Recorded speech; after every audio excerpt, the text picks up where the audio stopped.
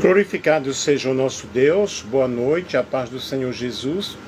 Mais uma vez nós estamos aqui, vamos fazer esta nossa última live falando sobre o tema Perdendo a Glória de Deus.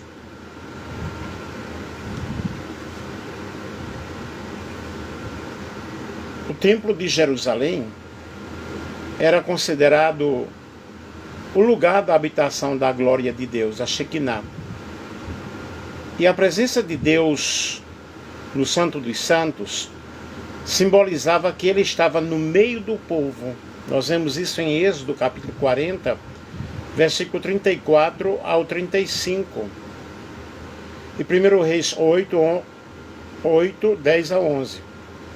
Contudo, quando Israel se afastava do Senhor, era desobediente, estavam em desobediência, estavam em idolatria, a glória se retirava. E perder a glória de Deus no templo significa viver a religiosidade sem a presença real de Deus. É o que nós vamos falar aqui nesta live. Eu pediria que você compartilhasse com outras pessoas, colocasse aí também coraçãozinho. Numa live anterior que eu fiz falando sobre a profanação do templo, teve quase 1.000 espectadores, teve 1.000 espectadores e 11.700 coraçõezinhos. Eu espero que essa possa ultrapassar. E primeiro no capítulo 9 de Ezequiel, ele descreve a execução do julgamento divino entre Jerusalém, como Deus distingue entre os fiéis e os rebeldes. E este texto dramático retrata 6 executores celestiais e um escriba marcando os que gemem pelas abominações da cidade. E em Ezequiel capítulo 8, nos ensina que Deus não abandona seu povo sem antes revelar, porque o seu juízo virá. E a visão profética, ela é dolorosa. Ezequiel, ele é transportado até o templo e testemunha passo a passo como a idolatria tomou o lugar da presença de Deus. Porém, o que mais impressiona aí é o contraste entre o que deveria ser santo e o que se tornou impuro. Aí o Senhor mostra a Ezequiel a glória dele retirando-se do templo de uma forma passo a passo. E a visão registrada em Ezequiel 8 ocorreu no 5º dia do 6º mês do 6º ano do exílio. Ezequiel capítulo 8, versículo 1. O que corresponde a 17 ou 18 de setembro de 592 AC, é antes de Cristo. O profeta está em sua casa, na Babilônia, junto aos anciãos de Judá. E ali, repentinamente, a mão do soberano Deus cai sobre ele. E ele é transportado para a visão do templo. O que ele vê no templo é algo muito impressionante. E o que é que nós podemos aprender com isso? Nós podemos aprender com isso como a glória de Deus ela é perdida no templo. Como a glória de Deus ela sai do templo. É o que nós vamos ver aqui. E eu peço que você compartilhe com outras pessoas, que você aí nos acompanhe nesse estudo e que possa aprender como a glória do Senhor foi se retirando do templo, foi se retirando da presença do Senhor.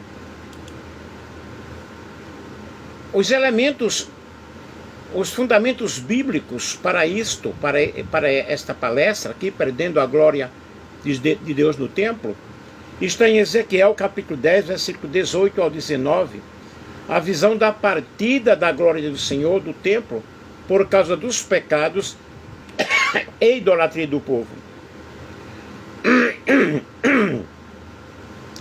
como a glória de Deus foi saindo do templo, conforme o profeta Ezequiel descreve passo a passo, porque o texto mostra-nos uma glória gradual da presença divina, como quem se afasta com tristeza diante da infidelidade do povo.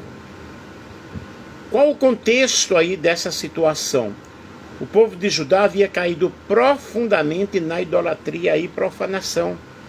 Foi a live que eu fiz anteriormente. A profanação do templo. Sacrifícios pagãos eram realizados até dentro do templo. Ezequiel capítulo 8. E diante disso, Ezequiel tem visões que revelam a partida da glória do Senhor. Que é realmente uma tristeza muito grande você ver a glória de Deus retirando-se do templo, retirando-se da presença do Senhor, retirando-se da presença da igreja. É algo muito triste, é algo que não é legal. E nós vemos aqui então Deus agindo e Deus mostrando o seu juízo, Deus mostrando a sua sentença. E Ezequiel teve essas visões. A palavra usada é kabor, que significa peso, honra, presença gloriosa. Vejamos o movimento da glória em Ezequiel. Vamos contribuir aí com os coraçõezinhos. Do Santo dos Santos para a entrada do templo. Ezequiel capítulo 9, versículo 3 e capítulo 10, versículo 4. A glória do Senhor se ergue do querubim no Santo dos Santos e vai para a soleira da porta.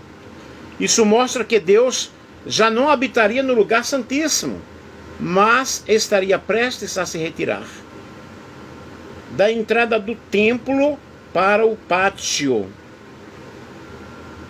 Ezequiel 10, 18 a 19, a glória sai da entrada do templo e se coloca sobre os querubins, as criaturas viventes da visão. É como se Deus estivesse levantando voo, preparando a partida. Do pátio interno para a porta oriental. Ezequiel capítulo 11, versículo 1, e depois versículo 22 ao 23, a glória se move até a porta oriental do templo e depois vai até o monte que está a leste da cidade, que é o Monte das Oliveiras. A presença de Deus abandona não apenas o templo, mas também a cidade inteira. Vamos contribuir com os corações? A leva anterior tinha 11.700. A presença de Deus abandona na realidade o templo. Qual é o significado da retirada gradual da glória de Deus? Deus não abandona o seu povo de repente, mas vai se retirando aos poucos, como quem dá oportunidade para o arrependimento. Isto é, está dando uma chance, né? O afastamento da glória mostra a seriedade do pecado, especialmente a idolatria dentro da casa de Deus. Quando a presença do Senhor parte, o templo perde a sua essência e se torna apenas uma construção vazia. Qual é a aplicação espiritual que nós temos para os dias de hoje? Hoje nós somos o templo do Espírito Santo. 1 Coríntios 3,16. Assim como em Ezequiel, a glória de Deus pode ir se retirando pouco a pouco de uma vida que insiste em desobedecer, que continua no caminho da obediência. Nós estamos em 864 corações. O pecado não expulsa Deus de repente, mas endurece o coração, apagando aos poucos a sensibilidade espiritual. Efésios 4, versículo 30. Aí é quando não temos mais o desejo de orar, mais o desejo de de a casa de oração, o desejo de ensinar, de discipular, de pregar, de ler a Bíblia, de jejuar. Ou seja, o desejo de não estar mais ligado a nada.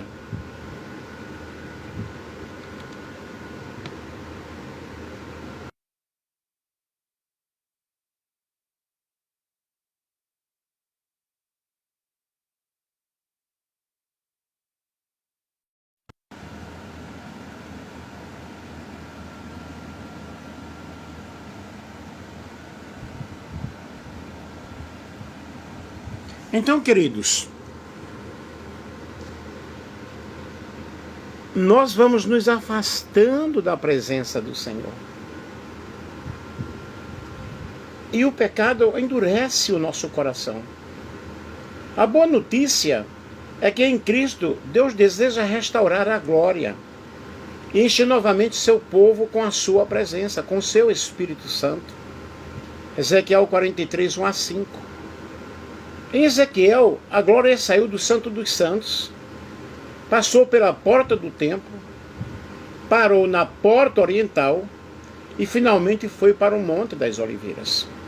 Observem aqui um processo gradual que revela a dor de Deus ao deixar sua casa por causa da idolatria e por causa do pecado do povo.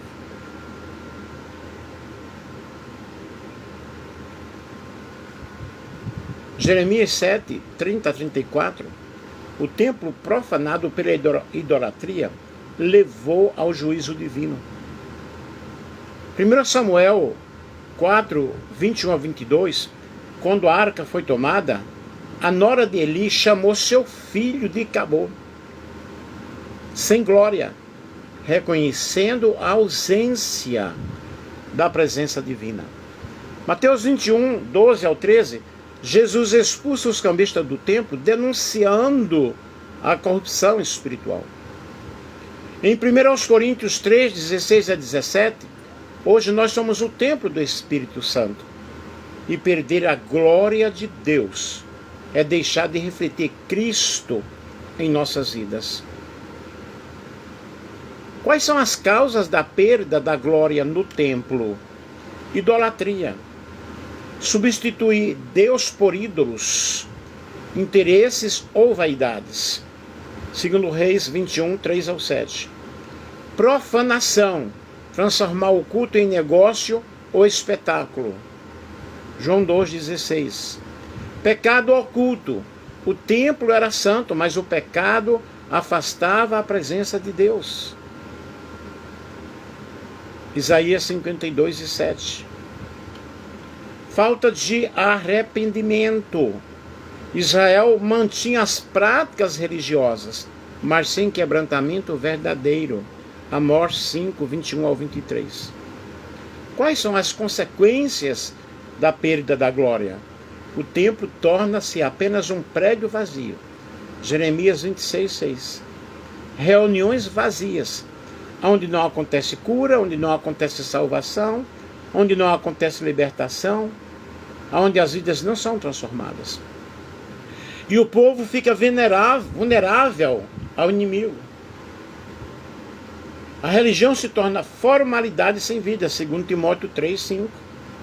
As pessoas vivem com uma aparência apenas de piedade, mas, entretanto, negando a eficácia delas.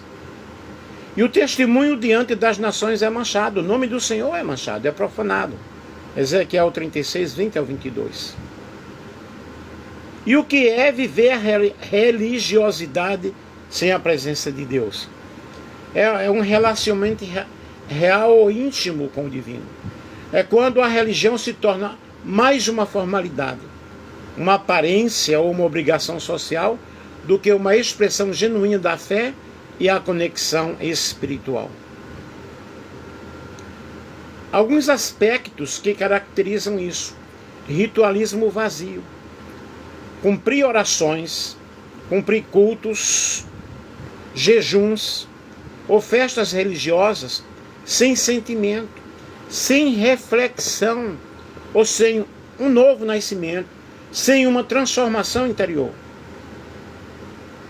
É o que leva o povo ao legalismo, Focar mais nas regras e punições do que no amor, do que na misericórdia e presença de Deus. É buscar status. A prática religiosa é usada para mostrar virtude, poder ou reconhecimento social. Aí nós temos aí a ausência de transformação pessoal. A fé não muda atitudes, pensamentos ou modo de lidar com os outros. A pessoa ela fica estagnada, vazia da presença de Deus. Há uma conexão superficial. A frequência em templos ou celebrações, mas sem intimidade com Deus. Sem ouvir, sem confiar, sem depender dele, sem ter uma comunhão com ele. Em resumo, é como cultivar a forma de uma vida espiritual sem cultivar a essência. É possível seguir todos os ritos, conhecer as escrituras, ter formações teológicas e ainda assim sentir um vazio interior, porque Deus não está no centro da experiência. Alerta bíblico: forma sem substância. A Bíblia critica diversas vezes a prática religiosa vazia. Isaías 29:13, Deus diz: este povo se aproxima de mim com a boca e me honra com os lábios, mas o seu coração está longe de mim. O culto que me presto é feito apenas de regras humanas. E aqui nós vemos claramente que repetir rituais não garante a presença de Deus. A religiosidade sem o coração desperto é inútil, é vã. E nós vemos Mateus 15, 8-9. Jesus repete essa ideia: este povo me honra com os lábios, mas o coração está longe de mim. Em vão me adoram, seus ensinamentos são apenas regras humanas. E nós vemos aí Oséias 6:6. Deus valoriza mais compaixão e conhecimento dele do que sacrifícios vazios. Pois misericórdia quero e não sacrifício. Conhecimento de Deus mais que holocaustos. Exemplos bíblicos da religiosidade sem Deus. Faraó do Egito. O que é que nós vemos aí? Cumpria seu papel religioso, mas o coração estava endurecido. Resultado: sofrimento e julgamento. Fariseus e escribas, nós vemos nos evangelhos, mestres da lei e frequentadores da sinagoga, mas orgulhosos e legalistas, não entendiam o espírito da lei. Israel, nos tempos de Elias, ofereciam sacrifícios e cultos, mas adoravam Baal e Aserá, vivendo idolatria disfarçada e vivendo numa grande religiosidade. Pararam de mandar coraçãozinho? As consequências práticas aí: vazio interior e frustração espiritual. A pessoa sente que falta algo, mesmo seguindo regras religiosas à risca. Hipocrisia e julgamento alheio. Foco em aparência pode levar a críticas ou orgulho religioso. Distanciamento de Deus. A religiosidade mecânica cria uma barreira entre a pessoa e a intimidade com Deus. Transformação inexistente, sem Deus no centro. Hábitos e caráteres permanecem inalterados, porque não houve uma mudança, não houve uma experiência, não houve uma aceitação a Jesus. Como nós podemos identificar que estamos assim? Rituais ou oração parecem obrigação ou rotina.